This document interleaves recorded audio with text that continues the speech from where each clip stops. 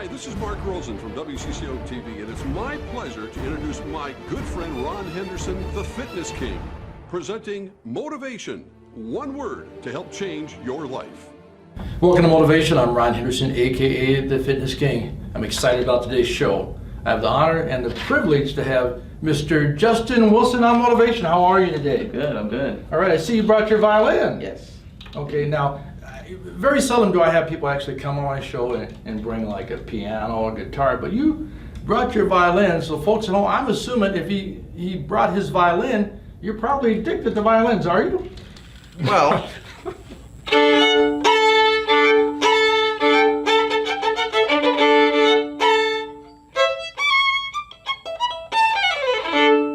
I like that. See, I told you this guy's addicted to playing the violin. Before we get into that, and by the way, I wish I could play the violin. I've always thought about it. I've always been fascinated about it. But before we get into that, where did you grow up?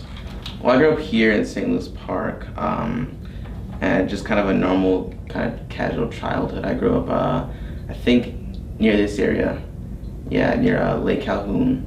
Okay. And basically, what was it, Lake Calhoun? It was, I don't really remember. But yeah, just kind of in St. Louis Park my whole entire life. Okay, did you graduate from St. Louis Park High School? I did. Okay. Yeah. Did you play ball or anything? I didn't play ball, but what I was really into for like sports-wise was karate, and so I did that for 8 years. I'm a black belt in karate. Ooh, So- folks, I'm scared. He's in the karate. Gotta roll the R. Yeah, but so I do that, and I teach now karate too. Really? Yeah, Okay, now we're here to talk about the violin, but where did you actually Right. get karate at? I'm curious. I do the karate at Hopkins National Karate. It's a school right in Hopkins by Main Street. And so I'm a first degree black belt, and I've been teaching there now for 3 years. Wow. Yeah. But you're a young man. Yeah, How old are you, if I can ask? 18. He's 18. Yeah. He's 18. Isn't that scary? You're gonna go in the law enforcement. You're gonna take some of that. Oh. Yeah. You're gonna take some of those skills and go in the law enforcement. Yeah, well, I mean, just kind of teach the little small kids, you know. Okay. Yeah. Okay. So you play the violin. Let me ask you this question: did you learn anything from martial arts, kind of from the Zen way, to help you with actually playing the violin? And if so, how would you know? Well, I think the training part of it, you know, because you have to hold up your arms for a long time to play the violin, and that's not an easy thing, you know. Right. Holding up in a weird position, you know. No one really holds their arms up like this all day, you know. So Right. it takes a bit of strength to do that, and then to loosen up your body, because you also can't be stiff. Right. So just the general motion of playing the violin, and then the strength that goes with it. Okay. Yeah, Okay. would help. So the first time you actually picked up a violin, how old were you? I was about 10 years old. And it was in school. And so I was in school, and this guy came to school, and he was saying, hey, you know, in 4th grade, you can either join orchestra or a band. And I was really into violin. And at the time, I said to my dad, I want to be a violinist when I grow up. Okay, but what got you into that? I mean, what was it that? I mean, people can look and they can see martial arts and things like that. But what actually piqued you? There's not a lot of people that actually play violin. Definite. So around that time, I was making music on a computer program. So it was like online music. And so I was always into music, right? And so when the guy introduced to me the violin, I said, oh wow, you know, this could really help me with my pursuit in music, you know, if I can pick up an instrument.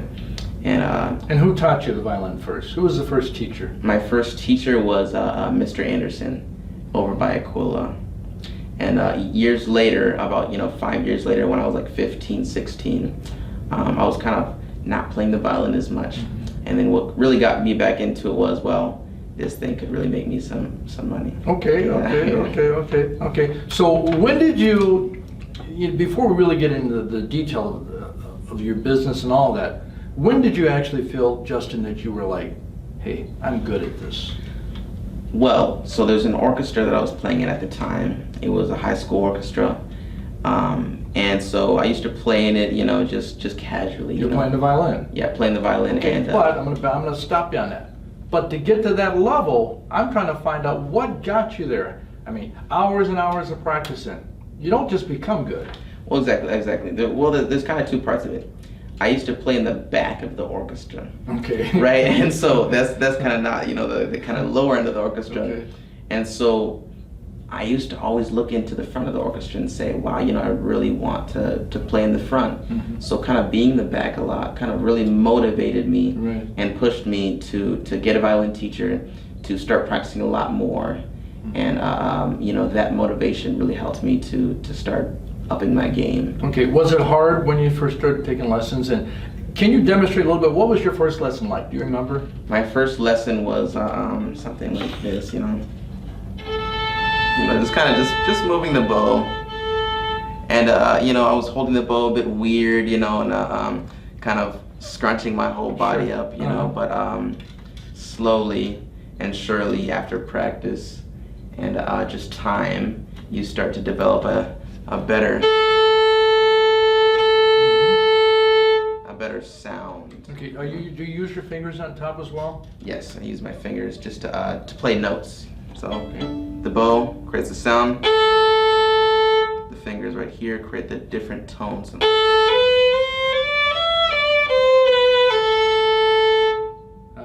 So is that easier than playing the guitar? It looks like it would be easier from the standpoint of remember where to put your hands. Yeah. But nothing else.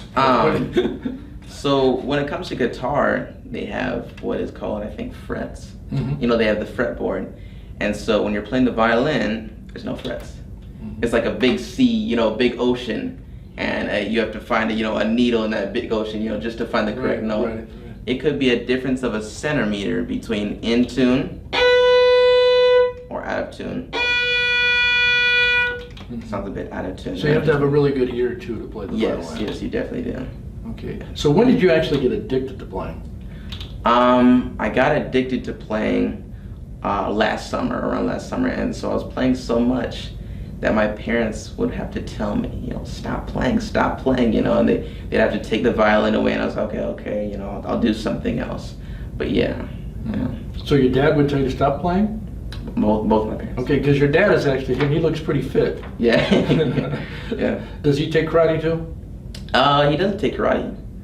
I think he just runs a lot. He can whip you anyways. Yeah. Dads can do that. Dads can do that. That's pretty cool. So, first time you played, what age would that have been? 10 years old. 10 years? 10 years, okay. Yeah. How did it feel? It felt really awkward. You're holding a kind of a big instrument. When you're really young, it's a lot bigger. Right. It's a lot bigger to you, and you have to hold your hands in a really weird position. So that's just one of the things about the violin. Why it's considered one of the hardest instruments is because it's so unnatural, and so it takes a really long time to get used to playing that way. Okay. What are some of your favorite things to play? And then do you play any like contemporary type, like tunes at all? What do you mean by contemporary? More modern. Modern. I don't think I play too many. I usually play classical music. I like. Well, give me a little bit of something classical that you really love. Okay.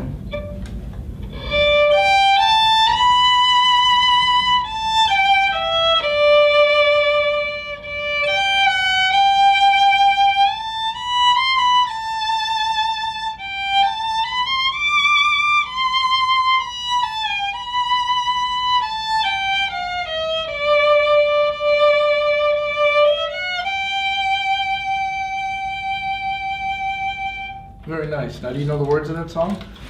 I do not, but I know that song though. Yeah. Because it reminded me of that one. I saw a guy playing. I think it was the harp scene in Yeah. Maine, and he was playing that number. And I didn't know if it was that da da da da da da Yeah. or something like that. Yeah. Yeah. But that's nice. So you're teaching as well now. I'm teaching, yeah. So I teach private lessons and I teach group lessons as well. Okay. How did you start teaching private lessons? Did somebody hear you playing it and was like, "Hey, Justin, Definitely. My orchestra teacher realized that I really wanted to pursue the violin, and she said to me, you should start teaching. Mm-hmm. So I picked up that, and so I just got a flyer. And just started contacting people, where I work at my karate school, Right. just saying, hey, do And I know he plays violin. Would he like a private instructor? So yeah, I've just been doing that too. Okay. Yeah. Do you have like that yin and yang sign on it? Because you got the martial arts, you got the hard, and you got the soft. So That would be cool. Yeah. you got the oh, Yeah. then you got the oh. Yeah. You got the yin and the yang going. That would be pretty cool. Yeah, put a yin and yang on my violin or something like that. Right. Yeah. So before you get up there and you do, I'm assuming sometimes you probably spar. Yeah. Right. So when you don't want to intimidate them, you pull out your violin first, Yes, right? yes, exactly. He Yeah. sets them up with the violin. They figure this guy, he can't fight. He's got a violin in his hand. Yeah. Little do they know. Little do they know. All right. So you've been teaching, and you looking for any new students at all, or you're just too swamped that you can't handle it? Definitely, I'm looking for new students who specifically want to learn in groups. So my group lessons are going to be held at the Linux Community Center over in St. Louis Park. Okay. Do you have a number for that, or how would they get hold? Or email or number? Where would they reach you for that? You can reach me at either my phone number 612-991-5467, or you can just look up online Justin Amadeus Wilson. Amadeus. How do you spell that? Amadeus. Exactly. How do you spell exactly. it? But how do you spell it? Amadeus. So you've been playing for how many years now? You said you started at 12? Started at 10. At 10. So I've been playing for 8 years now. Okay. Where have you played? So I played at a lot of different orchestras, some for my high school. I played for a youth orchestra in the Twin Cities. I've been playing for concertmaster, which is the highest level violinist there in those orchestras. And then I played for my church over at Park Community Church. Okay. Yeah. So you played constant masters? Concertmaster. Okay, all right. Yeah. So I'm sitting here with royalty. It sounds like something. Sounds pretty, Oh yeah. Well, I would have to say I saw a flyer of you and I thought, this guy looks like a really sharp guy in being in love with the violin, but not having time to do, it's hard. You can't do everything. Yeah. I thought it'd be great to have you come on here and actually talk about your training and how you got involved in this. Yeah. So you're taking on students right now. Yes, I take out students ages 5 to on up, adults to children. Okay. Can you give me like a little sample? Okay, I'm 64. I've always wanted to take violin lessons, but I'm intimidated. I don't want to feel dumb. That's what people say, by the way. I'm just playing the devil's advocate. I don't want to feel stupid. How would you teach me that first lesson so that I wouldn't feel like inadequate or something? And I know nothing about the violin. Good. Well, the first thing I'd tell you is relax, right? You want to relax your body and your mind as well when you're playing the violin. Otherwise, you start to feel like this. You can really tense up your body, and you just want to relax, right? And when you relax, it just makes it a lot easier just to pull the bow down, right? And as soon as you get used to just relaxing with the instrument in your hands, it'll feel a lot more comfortable, and then you can start playing more and more. Yeah. Have you thought about going on America's Got Talent? I gotta ask you that. I gotta ask him that, folks, because he's good. If I could find some sort of karate, violin performance to make it interesting, because that's kind of the America's Got Talent thing. You got to make it really interesting, But I've thought about it, yes, but I haven't come up with a good routine that I could do per se. I gave you a suggestion earlier. Right. Yeah. I gave him a good suggestion. Yeah. So, how has playing the violin influenced even your personal life? What has it done for you? So, playing the violin has really helped me with just my emotions and just expressing my emotions to others. For example, if I'm feeling a bit sad or whatever, I can just play and just get it out, Maybe sometimes to get out their emotions, people will talk to other people, but for me, sometimes it's playing.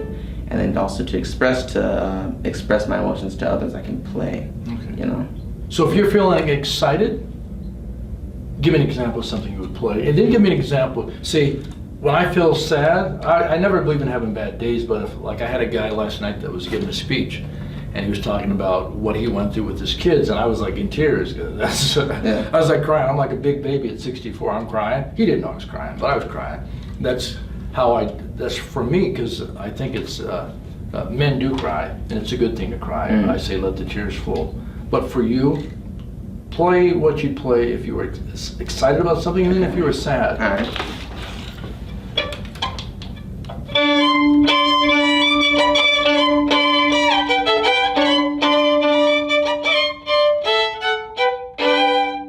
That's excited, and maybe if I'm sad, I'll play. Can you play that one again? Because I gotta do this. Okay. All right. So you're gonna play that kind of music. Let's get the music going. Okay. Gotta do something like that.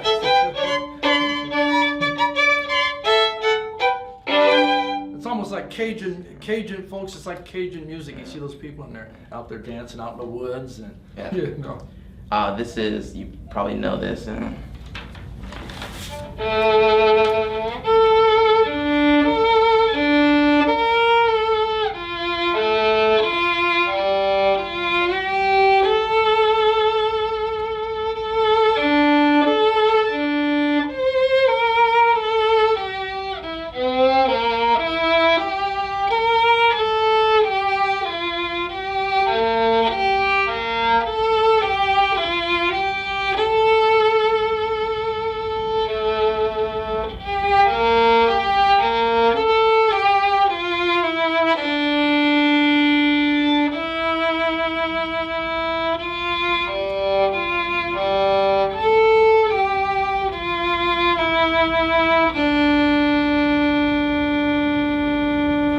Good job. I'd give you 2 thumbs up, but I got only holding 1 up. I'd give you 2 thumbs up for that. Okay. So you ever? I'm a very emotional person. I show exactly where I'm at. Yeah. Because I believe it's all right to do that.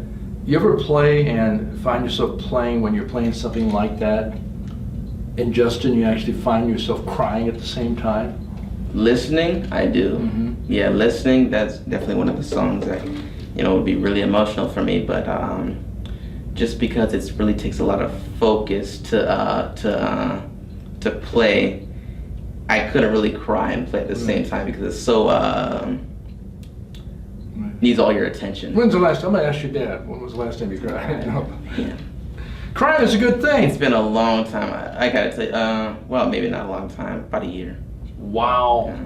Wow. It's healthy to cry. You know that, don't you? Yes. Yeah. A good martial artist cries. Right. Trust me. Yeah.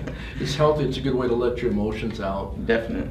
Yeah. As well as playing. Yeah. So is your dad excited about what you're doing? He's very he's excited. here today, but what kind of things has he told you to encourage you? He sets up a lot of gigs for me, Mm-hmm. like playing at helped me play at weddings, helping Yeah. me play for different other people, he actually helped me with setting up my group lessons. Mm-hmm. And Do you play at a lot of weddings?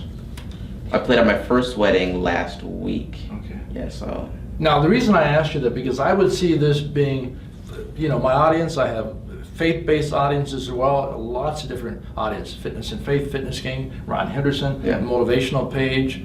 This would be perfect for somebody having a wedding. yes. Okay. Yeah, so I can play at a wedding, all different parts of the wedding, the processional, recessional. Yeah. So you play that as well? The wedding perception, that part? People usually like different songs. Yeah, it'd be a bit cheesy if you played the The wedding yeah, song. yeah. But So yeah. what's an example of, again, we're talking about you teaching and playing the violin, and so I want to hear a little bit more. What would be an example of something that you might play at a wedding? Yeah, so this will be for the processional. Okay.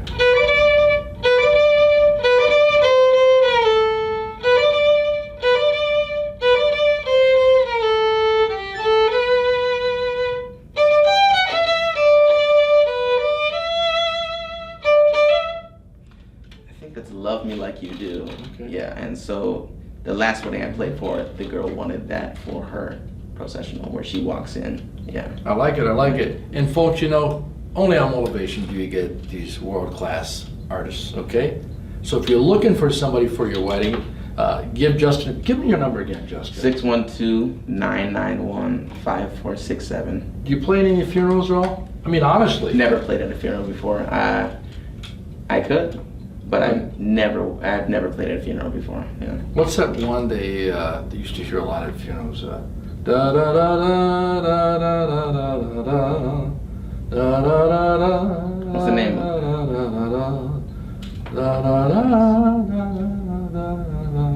Never heard of it. Yeah, it's a really great song. I always you see people who play like the harp. They play that song a lot. Or Johnny Boy. I think about Johnny Boy. The sun. Oh yeah, I know that song. Yeah. Do you play that? I can try. Folks, that's my favorite song. Yeah, it's one of my favorite songs.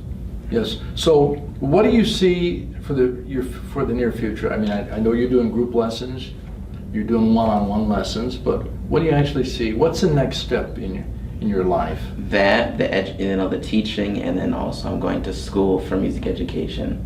So I'm starting out going to Normandale for 2 years. Okay. And then I plan to go to Augsburg for music education and just do teaching basically throughout that entire 4 years of schooling. Wow. Have you ever thought of doing, and a lot of people don't like it, have you ever thought of like doing an Udemy lesson or something for people? I'm not quite sure what that is. Udemy is a site you can go to, and they take a percentage. They take like half, and anybody that you send there, they take a very small percent. And people will put video courses there, like teaching the piano, playing the guitar, and then it's just there, and you spend whatever it is, 20 hours putting this together, whatever it takes. Then it's just there, and checks come in. I need to take a look at that. Udemy. I never knew. Udemy. Yeah. Right. But see, you got to promote it. Folks at home, I put a course on there for Swahili, okay? Kiswahili. But the thing about it is you have to promote it. You have to draw people to that site. Yeah. So I don't have a lot of people on it, but mine was really there because I love languages, and I think you love teaching people. That would be a great way just to get you even more exposure. Yes, that'd be cool. Yeah. Right. And then one day you'll go to the bank, you'll be like, money, money, money, money, money. Okay. Yeah, it just flows in. Well, that's just another way to, because you're very skillful at what you do. Thank you. Right. So, do you have any other close friends that you've been teaching to as well? Well, so the funny thing is, I teach at the karate, and so some of the students there pick up the violin, and so I'm going to also teach them violin too. So that'd be the only people that I've really known beforehand. That'd be teaching. Also, people from my church would be teaching. Yeah. Okay, and everybody's pretty much on board with what you're doing. Yes. Getting a lot of support. Yeah, definitely. Okay. Definitely. Your first student. How did you get your first student? The very first student. I'm always curious about that. First student. Yeah. I know who my first client was as a personal trainer 38 years ago. Well, it was someone from church. I was playing for the service, and the guy that runs the music part of the service came up to me and said, "Hey, my daughter wants to learn the violin. Why don't you? What do you charge? What this?" And then we got it set up. Yeah. And you just started, and then it just started flowing from there. All right. So how do you have to, last thing I'm going to ask you, how do you have time to play the violin, go to school, and do your martial arts? It's pretty tricky because you need to practice a lot. You need to do martial arts. I don't really do too much martial arts anymore because I broke my finger twice. And as playing the piano or martial arts? Martial arts. Yeah. Yeah. And as a violinist, you just it's too risky. If you break a finger, what are you gonna do? So I teach mainly, play the violin. I gotta practice like 2-3 hours a day. I teach from 4:30 to 7, and this summer it's been pretty free because they got no school. But starting the fall, I'm gonna have to really start scheduling time for all 3 of those things. Right. Yeah. Yeah, you seem very, how can I say it, very dedicated. Yeah. And you seem very committed. Yeah. What would you, if you were to look at just looking at the camera right now, what would you say to another young man or girl out there that's thought about maybe even playing the violin, but hasn't taken that next step? What would you say to actually motivate them with that, or even in their life? I would say, first of all, get involved.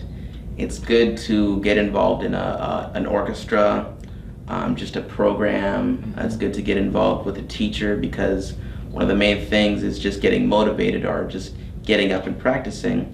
And so when you get involved, right, it'll kind of force you to start practicing more, right, and just start working on the violin. So getting involved, yeah. I like that. Yeah. You know what I'm gonna have you do? Folks at home, on that note, we're gonna close down motivation, but we're gonna close it down with Justin Wilson playing a little tune. On the way out. Folks, he's going to play us out, but in all that you do, you've been watching Motivation. Stay fit, stay blessed. We're going to see you next time on Motivation.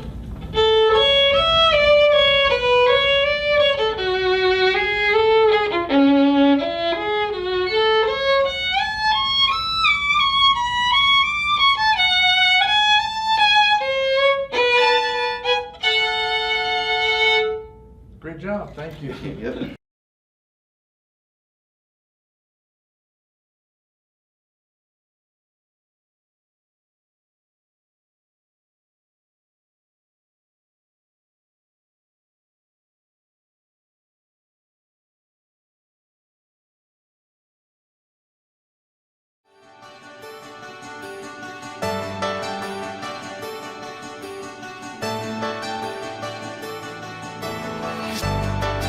The things that I talk about, I live every single day of my life. I don't believe in bad days. All of that stuff goes with it. I haven't had a bad day in probably 30 years.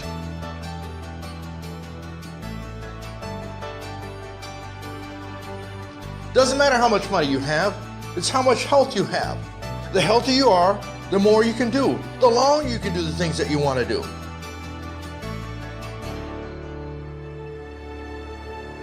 You say you can't do it? You say you're too old? I say you can. You are never too old to improve the quality of your life. You come home not walking in the house like this. Hello, honey. Hello. How's the day? Well, I don't know. I'm just trying to get along, because you don't have any energy.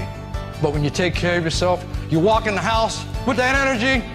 Lucy, I'm home.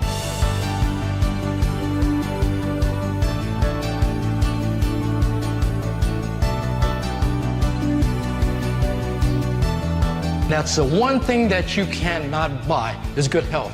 You have to earn it.